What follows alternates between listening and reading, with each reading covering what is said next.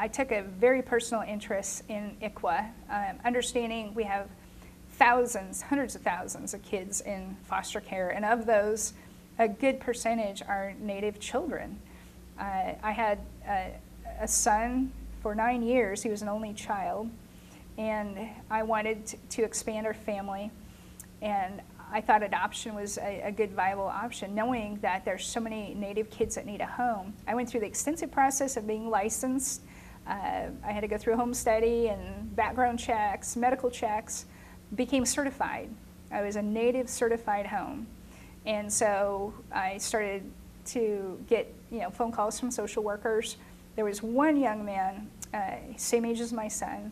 He was Choctaw, and I was told that we were the only Native home, and he had been adopted out. They said, they didn't say, they can't say a lot, but they said he was adopted out of state. And to this day, I wonder if he went to a non-Indian home. Same state, Oregon, social worker called us and said, we have 3 Native children that are without a home, and we may be separating them if we can't find a home. So to go from 1 child to 3 to adopt, it was quite a leap. But prayed about it, did a lot of soul searching, and made the decision. We're ready to do this. So I grew from 1 to 4. I started the work. I was told, again, we're the only Native home certified.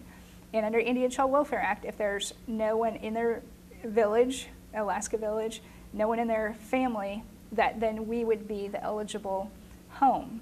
And so I started the work. I bought a 7-passenger SUV so I could, transport 4 kids and grandma and, mom and dad. Expanded the house. I built an addition with 2 new rooms. I was ready to welcome these children home. I was notified, and I was on an airplane, landed in Spokane, got a text message, and my heart sunk. I just knew it wasn't going to be good news if I'm getting a text message.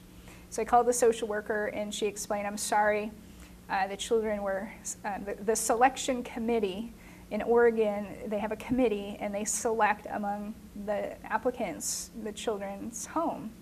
The selection committee picked another family. And my instant reaction was, weren't we the only Native family? And the person said, I can't respond to that question. I can't reveal anything about the other families. So I accepted it that day. But the next day, it just incensed me to no end to think that these children could be right now being placed with a non-Indian home. And I'm a certified home. And I went through this whole process. And so I wrote a letter to the Secretary of Oregon Health and Human Services. And my question was simply, I just want to know that the Indian Child Welfare Act was complied with. And I found out that Oregon has a statute that implements ICWA.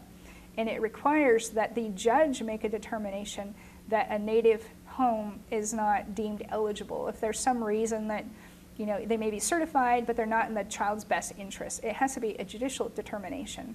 So I wrote the letter reciting not only ICWA, federal law, state law, and to the best of my knowledge, no judge ever deemed me disqualified. I just want to know whether.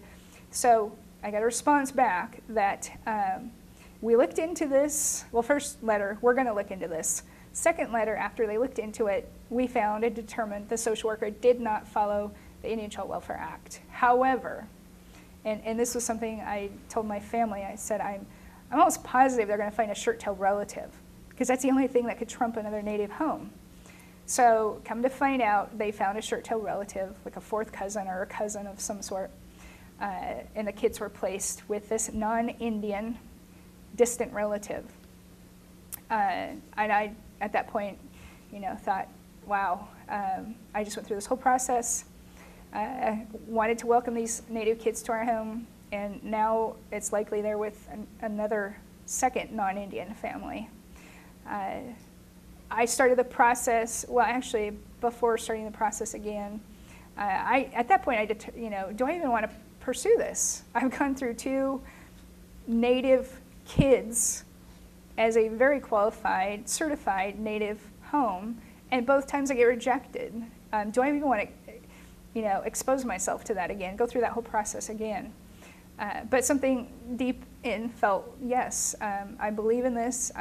I want to provide a home. I have a great deal to offer children. So started the process again. This time, a social worker called from Absentee Shawnee tribe. And I was very upfront. I want to make sure, and I relayed the whole experience. And this social worker from the Absentee Shawnee tribe was very, very helpful and very much understood where I was coming from and very much understood that, you know, we wanted to make this work. Great deal of support from the state, from the Absentee Shawnee tribe. And this was starting probably in March. By August, at the time, Quinault was hosting the Tribal Journeys. So we welcomed 100 canoes and 15,000 people to the shores at Quinault for the Tribal Journeys. That was on a Saturday. The next morning, I caught a flight to Tulsa, Oklahoma to meet these two boys, these Absentee Shawnee boys. That night, we went out to pizza. I took them to the Cowboy Museum. I was really nervous to meet them for the first time. I remember being up in the hotel room, getting the call from the social worker. They're here, they're in the lobby, and just checking my hair, feeling like, you know, how am I, you know, they're going to meet these two people, could be their future parents. And it was quite a moving experience to go through that when you're meeting kids for the first time, knowing that they have no family, no parents, no tribe, and you're about to bring them in. And so it was an excellent meeting. And I'll never forget the one little boy, when we took him back to the social worker, he was in the back seat. I opened the door and he said, "Am I going to see you again?"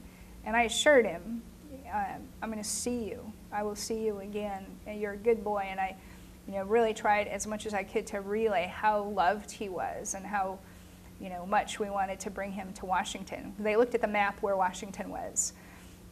That was in first part of August. Mid-August, my son was at Stanford University at a computer camp. I was about ready to go to his graduation ceremony from computer camp, and I get this phone call from an Oregon social worker that said, "Do you remember those 3 kids? Unfortunately, the home they were placed in for adoption didn't work out, and we now need another home."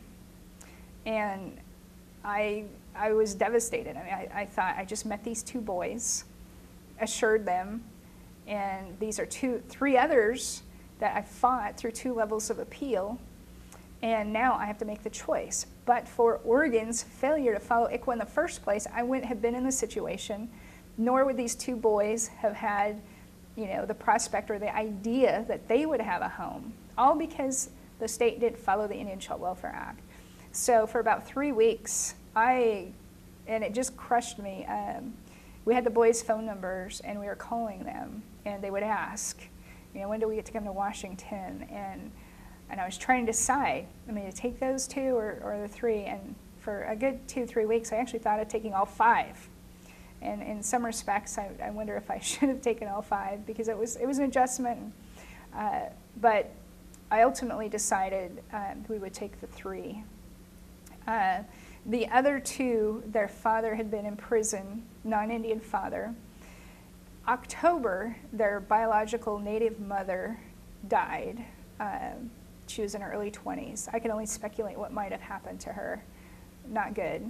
Whatever we could speculate, a 20-something-year-old dying with 2 boys. And then their father had been released from prison, and right now, they are with their biological non-Indian father. And so that's some consolation for me to know that their biological dad got his act together, remarried, and they're now being raised by their father. That's a good thing. The 3 came to our house for an initial 10-day visit. I was really excited and nervous about that. The first 24 hours, I thought I was crazy. I thought, you know, what did I get myself into? I had snacks, I had food, and you know, they had gone through a period of neglect where they didn't have anything to eat. My 8-year-old told me, he said, "Mama, our family had been gone for so long, we decided to go look for them. And we got lost, and we couldn't find our way home. But the police found us, and that's how they came into care. They had dirty diapers, head lice, the house was in such disrepair that it ended up being demolished. They had nobody. And so they have this natural tendency to always be hungry and eating. And so for the first 24 hours, I was constantly feeding them, giving them food and giving them snacks, not realizing something in their brain wasn't regulating it. And I went to bed exhausted that first night, wondering what I did. The next day, I said, okay, kids, look, we're going to have breakfast, lunch, and dinner. You have a snack in the morning, a snack in the afternoon. You can have anything you want, but you only get one choice for your snack. And so we started, day 2, started putting in some structure, routine. And by the end of that 10 days, I was exhausted. And I remember dropping them off with a foster mom and taking my only child to Toys R Us and saying, hey, do you want a toy? And thinking, it was so easy to take care of just the one. And I felt just like this big relief and pressure of not having all 4. But then the next morning I woke up and I missed them terribly. For all the craziness, all the uncertainty, all the expectation, I missed them terribly. And so did my family. I mean, my son was crying when we took them. In fact, he went with me, and he was with me at Toys R Us because we dropped him off at school. It was pouring down raining, and my biological son, he walked to the door of the school, and he turned around and ran back, and he was crying. He's like, Mom, don't take them. They're my brothers and my sister. Don't take them. I want to go. And so I called the school administrator. I said, I'm going to take Daniel with me. We're going to take the kids back to Oregon. And so they instantly connected within that 10 days. They then came back for Thanksgiving. And I had a feeling the foster mom was not going to pick them back up because she had this large Ford Excursion SUV. It was loaded with their toys, their clothes. She started loading it into our vehicle. And I remember calling my family on the way home saying, I don't think she's going to come get them. And that's exactly what happened. She said, I'm going to tell the social worker. It's not fair to the kids. The 8-year-old, I bought him a pillow the first trip, and it had little creatures on it, figures, and the foster mom said, this is Fawn, this is Daniel, and he had our whole family identified, and he'd cry at night when he'd go to bed. He wanted to come back to see us. And so I think they picked us as much as we picked them. And so come November, Thanksgiving, they were with us. It took until July to get a document that proved they were placed with us, to get medical cards. And so for that whole period of time, I wasn't getting a lot of cooperation from the state. And fortunately, they didn't have any, they were sick, but I was able to treat them with over-the-counter. But I was so happy nothing seriously happened to them, because it was hard to get any kind of medical attention for them. But that just goes to show the challenge of trying to, have an open house, do everything you can to prepare, be ready, and then just series after series. And it made me realize, no wonder why so many people give up.